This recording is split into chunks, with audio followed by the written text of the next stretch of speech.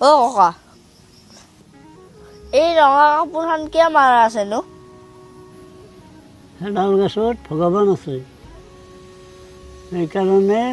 ৰঙা কাপোৰখন বান্ধি দিছে আমি এডাল গছত সেৱা কৰিব লাগে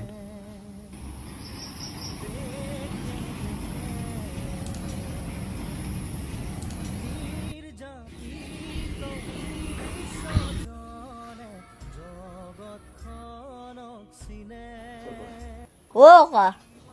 কি এইটো চাওচোন এই যে গছকেইডাল কাটি আছে তে ভগৱান নাই নেকি পাতে ছোৱালী আছে